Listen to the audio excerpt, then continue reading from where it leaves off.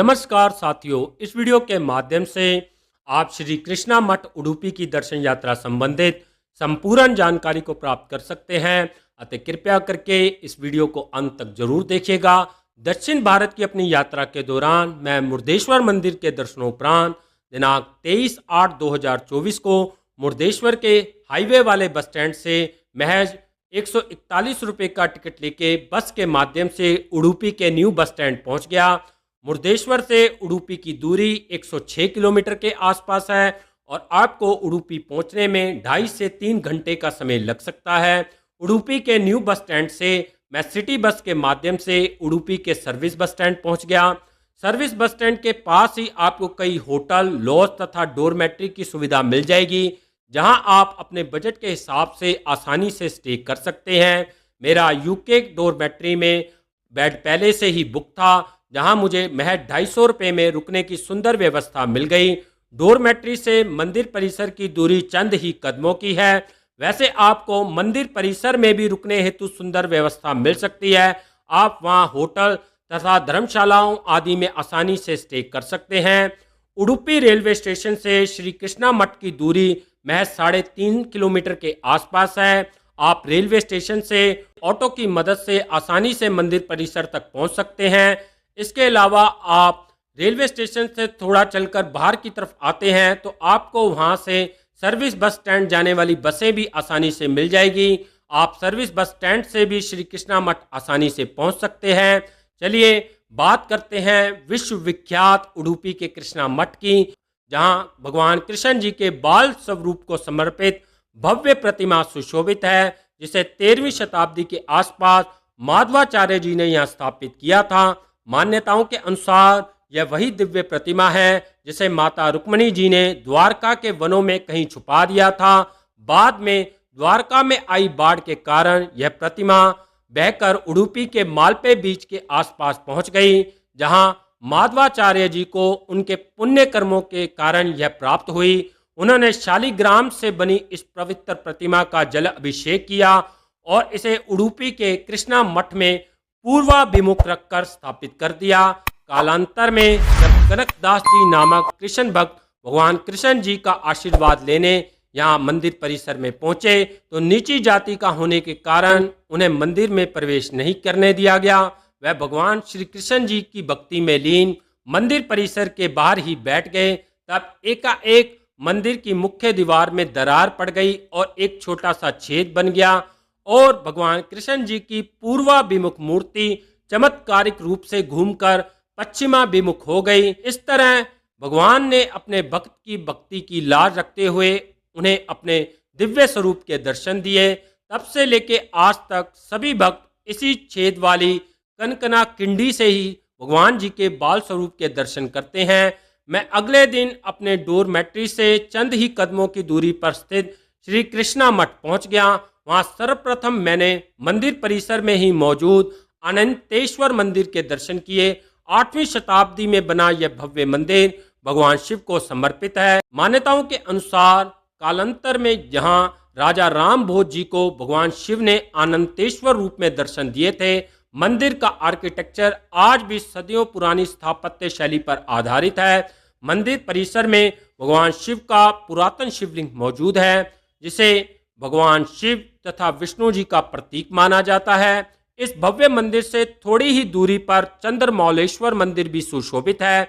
यह प्राचीन मंदिर भी भगवान शिव को समर्पित है। मान्यताओं के अनुसार यहाँ पर भगवान शिव ने चंद्रदेव की तपस्या से प्रसन्न होकर उन्हें दक्ष प्रजापति के श्राप से मुक्ति दी थी। इन दोनों मंदिरों के दर्शनोपरांत मैं थोड़ी दूरी पर स्थित गीता मंदिर में दर्शनों हेतु आगे बढ़ गया। गीता मंदिर में भगवान कृष्ण जी की भव्य प्रतिमा सुशोभित है। मंदिर परिसर में एक कैंटीन भी है, जहां आप नाम मात्र कीमत पर अन्न प्रसादम ग्रहण कर सकते हैं। गीता मंदिर के पास ही चंद्रशाला हॉल सुशोभित है।